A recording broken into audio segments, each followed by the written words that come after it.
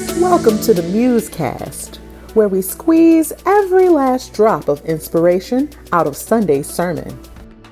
I didn't know if it was going to happen, Dan. There was like a serious pause before we heard that recording was in progress. Yeah, I like to keep you on your toes, so. You do. Why are you wearing a spiffy little blazer today? Oh, this is what I wear when I write. So it's your writing jacket. It is. Yep. It's one of those things where it's got like corduroy, so it feels very good. So, okay. Whoa. We're getting infiltrated here. I tell you what. Okay, so here's the thing. I thought we were gonna let Mary in. I came in. But she just burst in. She just burst in. And that is so Mary. That is so Mary. Is so Mary. Okay, so a couple of things. Hello. Hi. Welcome to not you, Mary Van Sickle. Oh my gosh. First, I'm saying hello to the people. Hi, everyone. Hello. Welcome to the MuseCast. Happy Tuesday, everyone. And we wanted to formally introduce, because we're super formal around here. Dan's wearing his writing coat. I'm wearing a special headband because, why? Because you people, Dan Kent last week tried to hide from us the fact that it was his birthday, and that will not go unnoticed. And so, happy birthday to Dan. Yay. And then the hits just keep on coming because Mary Van Sickle, who you guys hear her name so much during the Sunday services, it was her birthday on Sunday. Yeah. And so I'm here to celebrate these two amazing people. Dan and I thought it'd be great for you to actually see who the heck Mary is. Like, she's an actual person that Greg blames all the things on and is always saying stuff to. So this is Mary. Say hi, Mary. Hi. So glad I can see you all. Mm-hmm. Yeah. So I have a question for you, Mary. All right. How long have you been doing your role? Probably 6 years. Okay. That I've been doing that with, but I've been at Woodland Hills 28 years. Yeah. Wow. I was going to say this current role. Yep. It's been about 6 years, and then it really kind of morphed and developed during the time of COVID and then post-COVID, and we're so thankful for that. But Mary, are you the longest standing Woodland employee? Sometimes when I don't have foot surgery, I'm the standing, but usually I am the longest full-time staff person at Woodland Hills. So I was full-time before Greg was full-time. That's right. So they hired me 28 years ago. Actually, my husband says it's 29 years ago. And I've been here ever since. So I've been the children's pastor, and then I kind of morphed into working with the worship team. And then all of a sudden I'm overseeing the services. Yeah. It's interesting because I was kind of a congregant, and I would teach classes since 2000, I think, is when I first started teaching classes and stuff. Yeah. And I remember watching Greg on stage thinking, how the heck can Greg, who I know as being just so scattered and all over the place, how can he pull together a sermon and have everything just line up so perfectly? Because he's so ADHD and he's so all over the place. And when I came on board and did my first sermon in 2019, it took me 1 minute to realize Mary is the reason why this church works. So that's right. That's right. The Sunday services. I don't do the whole church. I do Sunday services. Yes. Yep. So Mary is in that lovely category that we call one of the pastors at Woodland Hills. Yes. You, like I said, you hear Greg refer to her all the time. I have had the privilege of knowing this woman for 16 years. Did you know it's been that long, Mary? 16 years. It's a long time. It's a long time. I'm always saying everything's a long time, but yes, that is. But it is. Well, I mean, not as long as you've been at Woodland, but it's a long time. Do you remember kind of when we first met? No. Obviously, This was more important to Shawna than it was for Mary, No, apparently. if it's in the future, I know it. If it's in Yeah. the past, I'm like, oh, that's history. No. Yeah, and so that is so true. And so for Mary, the history is yesterday. Like if that's well, gone. it's Like, probably an that's- hour ago, really. Oh, yeah. it's like it's gotten short. Yeah, she's very future thinking. I know we kind of met like in group settings, but when a situation happened at our church and I was going to be coming on an interim period, Yes. to help out in the children's ministry on staff. Mary, of course, was the family and children's pastor, so I needed to chat with her. And you were laying on the couch in Greg's office, and you were like, "Come on in, let's have a talk." We'll chat it up. Was I Chat it pregnant up. again? I was like pregnant for about 3 decades. I wasn't pregnant. No. You were not pregnant Okay. because that was 16 years ago, and your youngest daughter is older than that. Okay.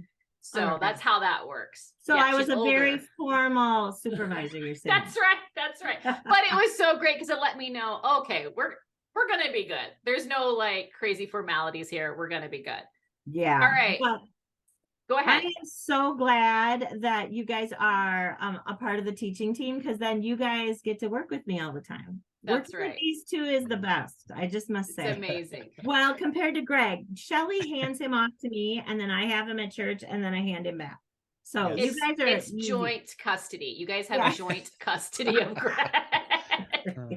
That's All funny. right, Mary, we want to thank you for popping in and Oh. just like so people can put a name to the face and a face to the name. There Actually, you that's go. the way that goes. Okay, That's so the way that goes. A lady came up to me 2 weeks ago, and she goes, "You're the Mary," and I go, "Yeah." She'd heard about me. She goes, "You're much older than I thought." I'm like, "Thank Aw. you." Thank She goes, you. "I just thought Mary was like a hip young person." I'm like, "Thank you." So now people know hip old Mary. How about that? Oh my gosh. Wow. Thank Very you, hip. guys. Very Have a hip. great day. Bless Yeah, We you. bye, Mary. appreciate you, Mary. Bye-bye. That's well. Now what do we do? Mary's gone. I feel know. like Mary's gone. Party's over. the energy just goes down a little bit. So Yeah, no, she's glue. I'm telling you, that woman is glue. She does hold it all together, and she's a ball of fun, and she is really gifted, and we're so thankful for her. So Yes. that is Mary. In case you forgot, or you're new here, that's Dan Kent. We hey, didn't get to do this earlier. I'm Shawna Boren, and I'm celebrating Dan's birthday a week That is- late because, yeah. You didn't even mention my headband when you saw me, Dan. I well, don't even okay. know. yeah. Here's the deal: is we normally kind of join together on Zoom, and then we just kind of kick around. Okay, what are the things we have to do? And then we start. Well, we didn't have time for that because we had to get going. No. And so I didn't have time to point out those things. In fact, I was also going to mention that it's so cool, especially now after seeing Finn on the big screen on Sunday. It's so cool to just see this little black tail behind you every once in a while. I know. So I know who that is. Yeah, I know who that is. He's making sure that I'm all safe back here behind my desk. Yeah. I'm like, we're good, Finn. We're good. If I say his name too much, he's going to come over. So, Yeah. all right, Dan. Okay. I thank you for being you, for the energy and vibe that you bring to the MuseCast. Because honestly, I was a little gloomy this morning. It's colder than I want it to be. I think it's like a little stormy looking, and so I was just kind of feeling bleh. But now I'm feeling happy. Hey, let me ask you a question. Yeah. When you do a sermon, do you feel a post sermon hangover? Yeah. I do. Do you? Yes, absolutely. Yeah. Yeah, I always assume like, oh my gosh, I'm going to go home and crash. But that usually doesn't happen because my brain is just whirling. But at the same time, I'm feeling a little like, a little woozy, maybe. Yeah. And then I just kind of settle in and relax. But yeah, I think a post-sermon hangover is a good way to put it. Yeah. So should we maybe go there? Like, should we like go in that direction because we are in the series Undivided. Wait, oh crap. Undivided? That was a couple of years ago. Oh my God. Speaking of hangover. Speaking of hangover. Woo! What's in her cup? It's water, I promise. We are in Unraveling Truth. Yes. And we had a very special sermon this weekend in the Unraveling Truth series. Should I jump into the sermon? Yeah.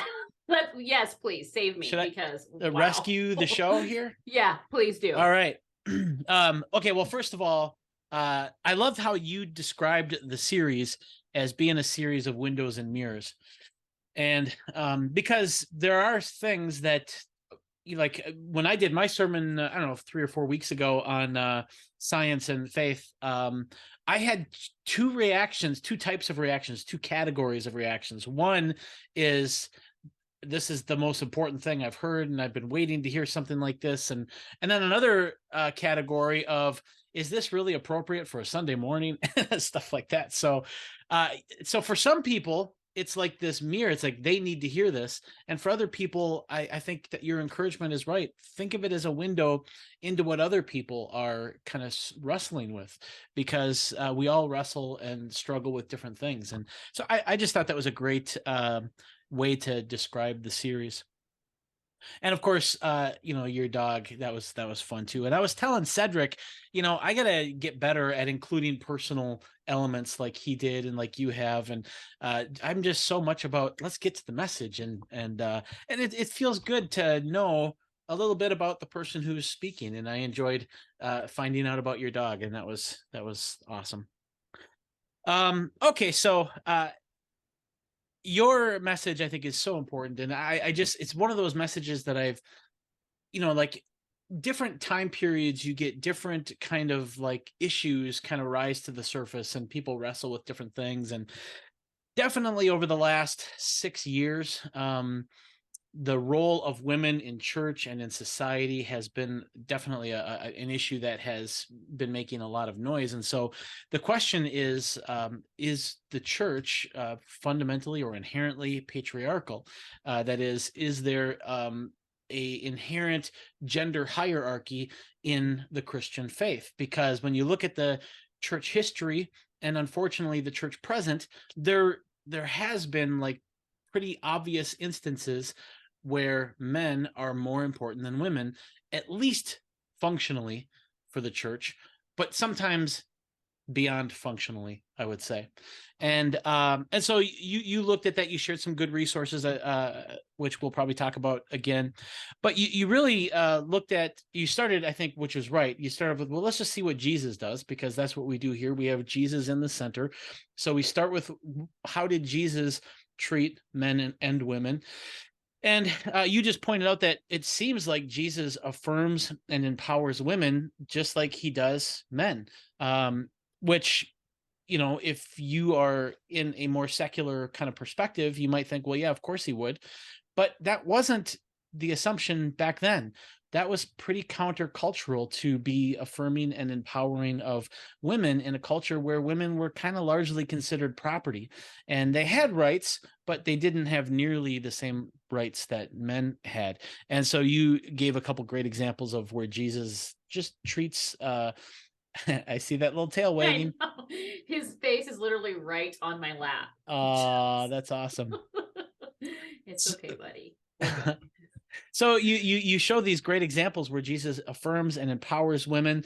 And then you ask the question, well, okay, if Jesus treats women like that, what the heck happened? Why do we have this long history of the church where it doesn't seem like women have been affirmed and empowered in the same way that Jesus did? And so you looked at, you had to make a choice here, because there's 10,000 things you could have looked at, but you decided to look at a couple of the verses that people who have been not helpful toward the equality of men and women, some verses that they have used to kind of justify gender hierarchy.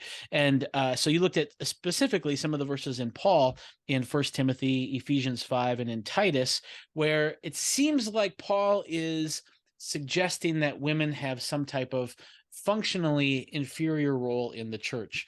And so you explored some of those, but then you asked the question, well, is this what Paul's intention was, or was there something else going on there? And without getting into the specifics of each of those verses, I think that you just kind of came back at the end of your sermon with just showing that it seems like there's something else going on, because the same person, the same Apostle Paul, has all of these passages where it seems like Paul is just kind of shamelessly feminist, where he's just like absolutely empowering and affirming the role of women. And the example that you dived into a little bit was in Romans 16, where he actually calls several specific women apostles, which is sort of like the highest role that a person could have then in the movement.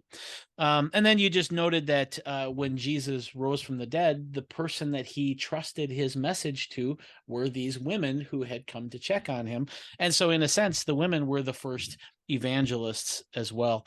And then you just closed the sermon by circling back to Jesus and just left the truth hang there, which I think is so important, that, you know, just because the stories that you're reading about in Jesus took place 2,000 years ago, that empowerment and that affirmation of women is still alive today.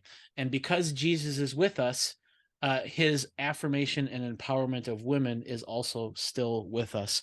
And I think that was a great way to end the message. And so before I kick it back to you, I'll just say that I think that knowing like all of the different directions and all of the weeds that you could get lost in this sermon, I think that I really appreciated the depth that you went. I think it was the right depth for one sermon. You had one shot at it. And I just think that the kind of takeaway and the spirit of your sermon was just really inspiring. And there's a couple times when just thinking of, you know, my mom, you know, being a single mom and seeing all of the work and how courageous and how perseverant and how steadfast she was, and the obstacles that she overcame. And just this idea, this dumb kind of echo that women are somehow inferior or less than, it's just, that's ridiculous. And hearing your sermon really kind of, along with just thinking about, you know, my mom's life, it was really inspiring, and I was even emotional at a couple points. So beautiful sermon. And how do you feel like it went? Did you feel like you did what you wanted to do? And was there anything that you wish you would have done that you weren't able to get to? What are your thoughts on that? Well, first, I want to say thank you, Dan, for your summary and for your comments about the sermon and your support and encouragement throughout the process.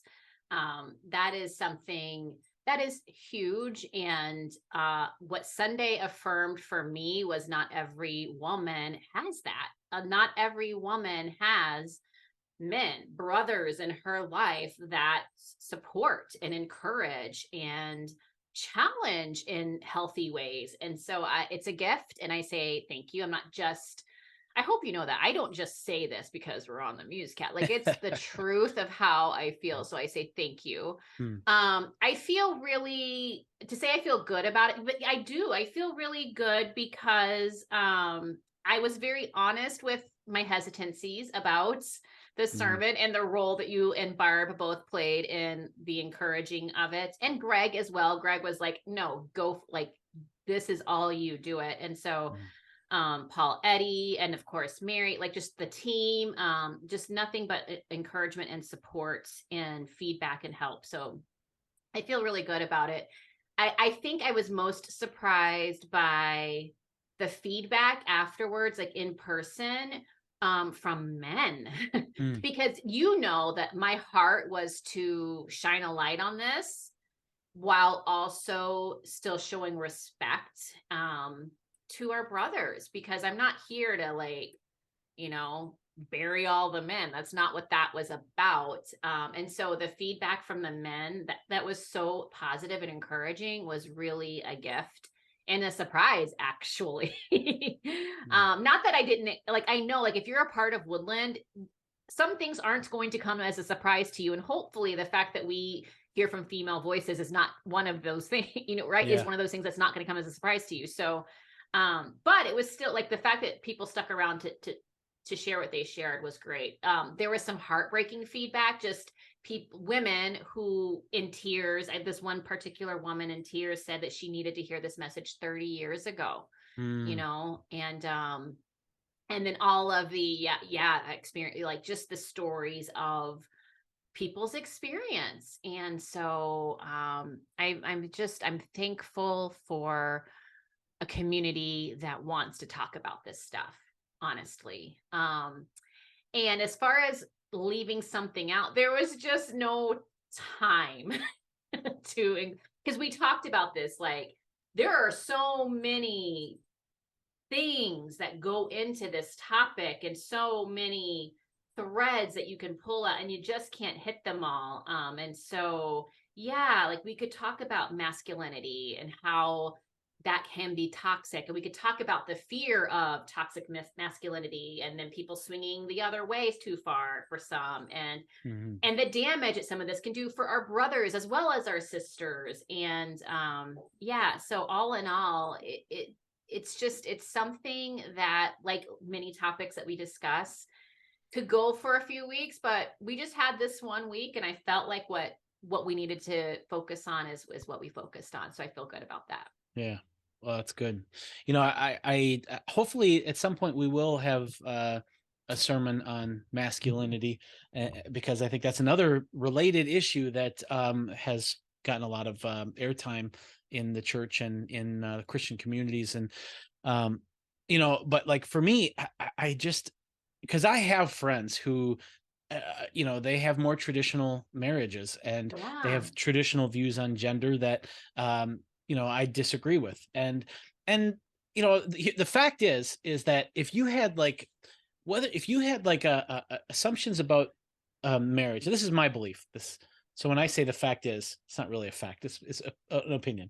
So I'll admit that. But it's my opinion that if you had like a traditional view and you actually took that literal, where men are the superior people and women are inferior, and even if you were to say that women are property, or the opposite, if you had some type of ancient Egyptian view where women were superior and men were workers and secondary, I really believe that either one of those marriages could work if you were both pursuing Christ-like love. I think that there would be a brokenness to it.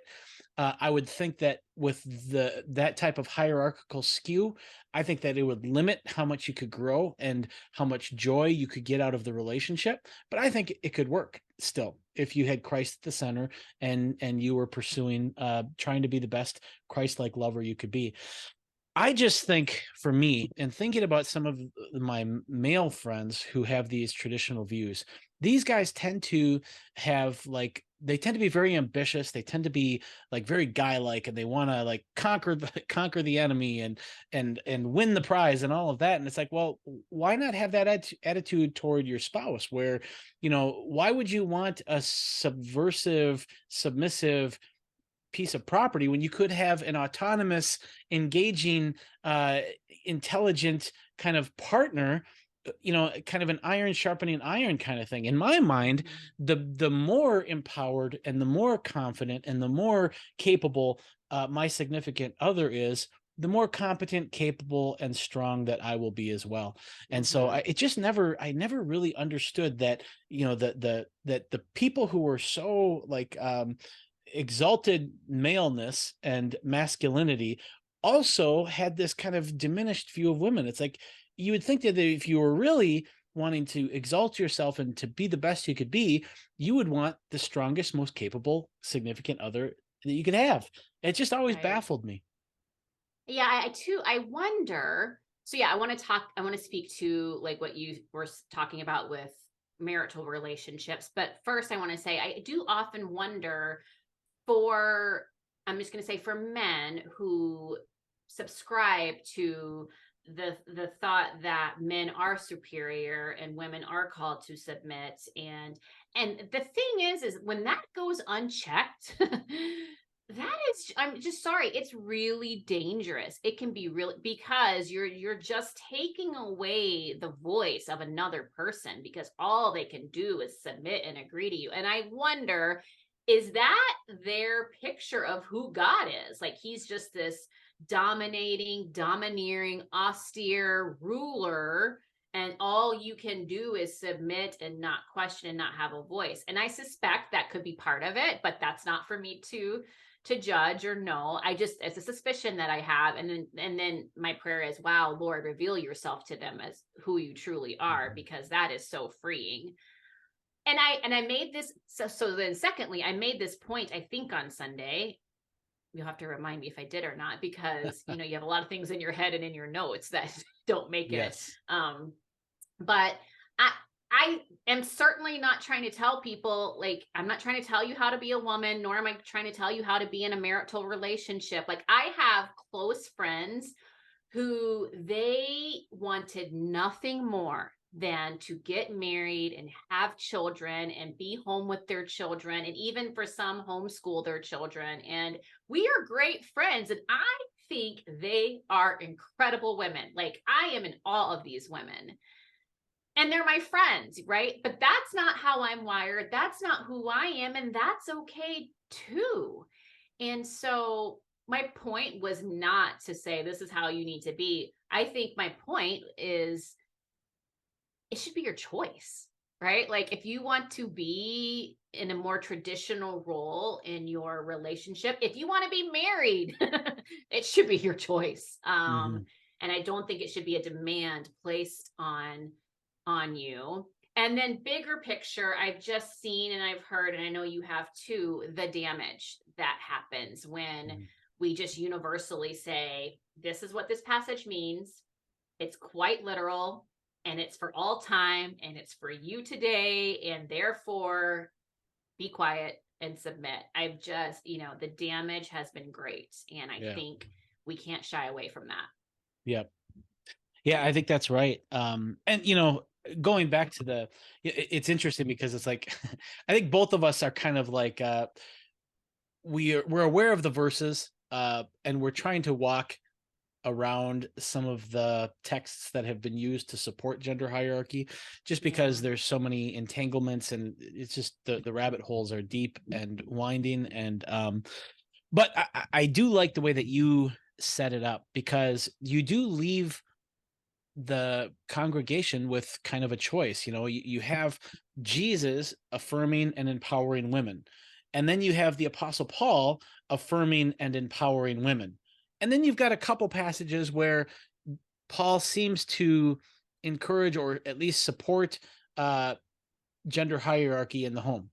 And so without going into the depth of those verses, I appreciate just leaving the other two there, because that leaves the listener and the Bible reader with a choice. Do you take the verses where Paul affirms gender hierarchy and use those to interpret the verse where he empowers and affirms women in leadership? Or do you go the other way, where you take what he does in Romans, where he affirms and empowers these female leaders, and use that as the lens through which you read the passages where it seems like he is affirming gender hierarchy? And the fact that Jesus also affirms and empowers women, and doesn't seem like he is really into gender hierarchy at all, it just seems to suggest that I would feel very unsure of my theology if I was using these hierarchical passages to interpret the affirming and the empowering ones. Yeah. I just think that is a very dangerous, just exegetically. I'm not even talking like socially, maritally, or anything. It's just exegetically, that's a very dangerous interpretive position to hold. And so, yeah, I think that was. I think this is such a great way of doing it, where you could leave the problem there without going down all the rabbit holes. Yeah, I appreciate that, Dan. Thank you. And I think that you can't look at these verses without getting into how we interpret these verses. And so that again could be a whole nother sermon. And so that's why I'm like, I'm kicking that can down to Greg because we don't have time for that today. But I do think it's, and that's something that we've said at Woodland and I'm so appreciative of. And to me has been very freeing is like when you come across things in the text that seem to contradict one another, and there are some there, you know, from start to finish, or things, there seems to be things that contradict, like you have to say, sir, you have to say, you know, ask the question, or I guess you don't have to, but it would be wise or helpful to ask the question, okay, what is going on? Because if we're having the same voice saying kind of some contradictory things, then what's going on there? Just asking the question. Yeah. I just think it's amazing. You have so many things in your little office there that affirms when you make a good point. You had a light bulb before, and now when you make a good point, there's this little tail that wags. Yeah, it's like, yeah, that's a good point. He's building me up. Yeah, that's right. That's right.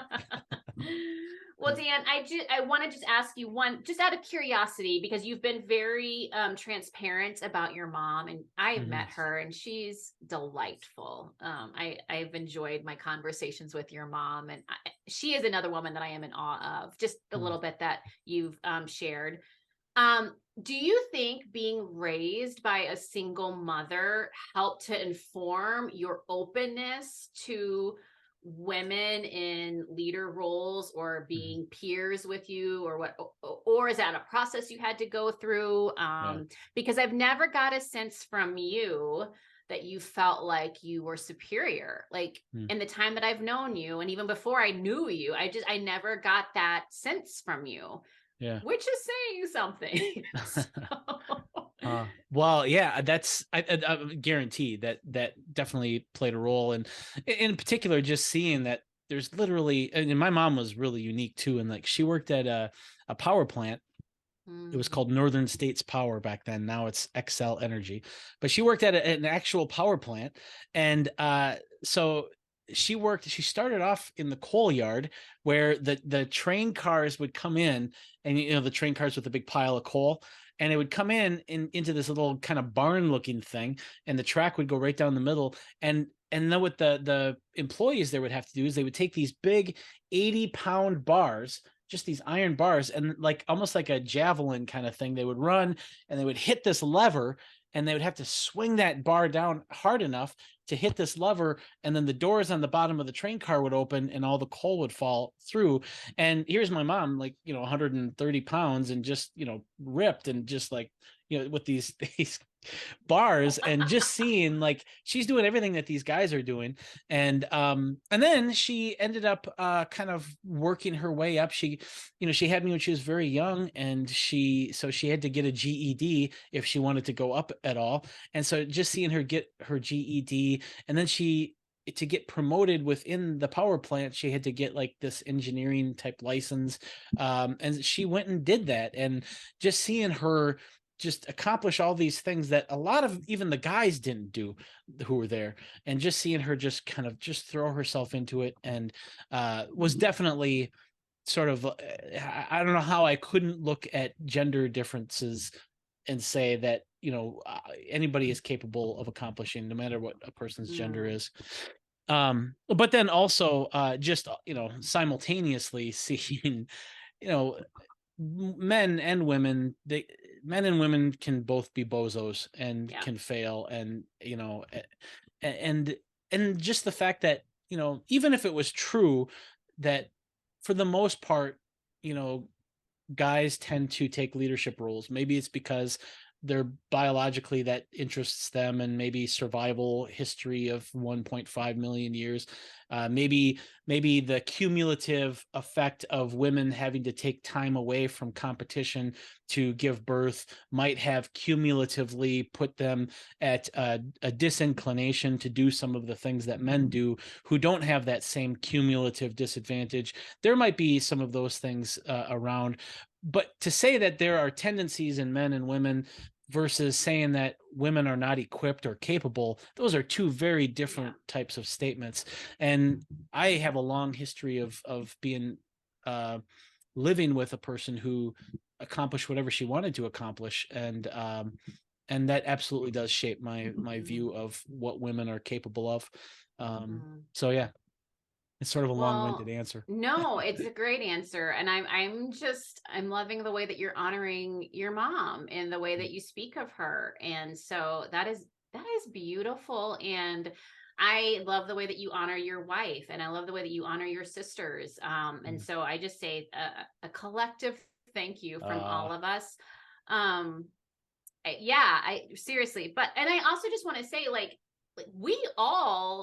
none of us have arrived, and we all have room for growth, men and women alike. And I know that it hasn't just been men that have used these attitudes towards women to their advantage. I know women have been a part of that too. And so I'm also keenly aware that there are some that are very firm in their belief that these certain passages mean what they say and say what they mean, and they're not going to be swayed or moved by that. And I don't feel like that was my job. I think I more was wanting to speak to those who have a heart to hear something different, and to those who have maybe felt that oppression and silencing, and didn't want that, just to speak that freedom. So but we're all in process, and I'm just thankful that we are a part of a community that truly is learning to love together, not to be cheesy, but that really is the beat of our heart. And I think that's evident in so many things that we put our time and our tasks and our finances and, too. So I just think it's really cool. Yeah. So do I. Awesome. Well, it feels like a good time to move into nugget time. And even though it was your birthday last week, you don't get out of nugget time, nor would you want to, Dan. No, of course not. Of course not. You give a good nuggets, and we do a nugget time dance with the happy birthday hat on. So, do you have a nugget ready? Do you need to think about it? It just came to me. So, I love it. Yeah. So I guess what I would say for my nugget is I really am like it is, and you said it too. I mean, what was it like growing up with a mom, and how did that shape, whatever? It absolutely does like change my default. Like I remember the debates in the 90s between kind of traditional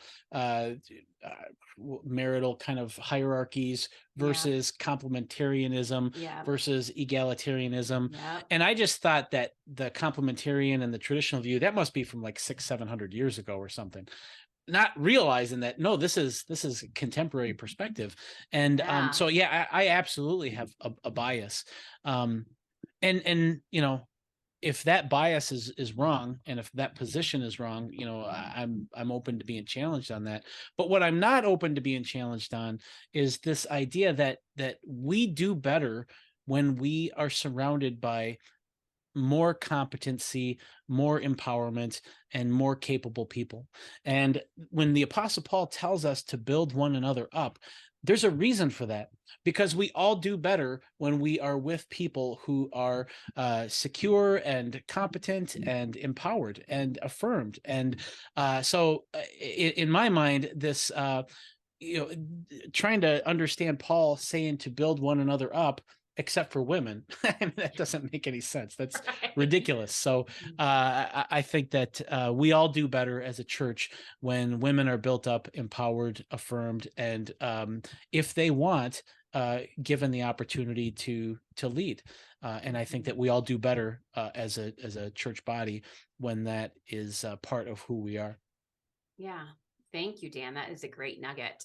My nugget is probably just another way to say what I've been saying. And that is, whomever you are, man, woman, whatever, whomever you are, just know that God has seen you and has loved you and continues to do so. And whatever questions you have about place, you have a place. And as much as you want to lean into that, like it is welcome, because that's who God says that you are. And I just want to encourage all of us to get our worth and our identity from God, right? Like, and look to Jesus as our example. And yes, there's a lot of questions and a lot of things that you can explain one way and I can explain another. And I'm just, the proverbial you and I, not Shawna and Dan, but like we can explain it differently and be very confident in our explanation. But I don't know. I just wonder if we could just put some of that aside and focus on Jesus and focus on building one another up. Because you know what? When the kingdom fully comes and we're like in this for eternity, there's all that hierarchy and who's better and bigger and more. That's not going to matter. It's just not going to matter. And so why don't we start moving toward that now, encouraging one another, respecting one another, valuing one another, really appreciating the Christ in you that has things to teach me, and the Christ in me that has things to teach you. There is room for us all at this table. Mm-hmm. And so I just say, be free and come on in. Like, the water is fine, and we can do some beautiful things when we just are truly united and confident in who Jesus says that we are. Amen. That's awesome. That's my nugget. Well, Dan, did you have a happy birthday? I did. I'm not, you get to a certain age and the birthdays aren't, I forgot it was coming until like 2 days beforehand, but it was great. And, Barbara and I have this new thing. We had our anniversary vacation and I taught her how to play poker. And I think she's already better than me at it. And I've been playing for years. So, but not surprised. So yeah, we went to a restaurant and had some food, and then we played cards at the restaurant, and it was fun. Oh, that's so great. Well, thank you for being born. I'm appreciative. Yeah. Everyone, I couldn't have done it without my mom. I know, right there. It's back to mom again, right? Everyone wish Dan a happy birthday. Hey, and thank you guys for being here and being a part of this conversation and for chatting with us. And if you have questions, don't forget to send them in. We always try to get to those. Maybe not the exact week, but eventually they come up. So thank you. Thank you. Have a great week and tune in this week. It's Easter Sunday. A lot to celebrate. And also Good Friday. We have the Good Friday service as well. So that's right. Good Friday and Easter Sunday both will be live streamed. So if you can't make it in person, check it out online. And then Dan and we're going to be back here next Tuesday talking about it. So join us. Have a great week, you guys.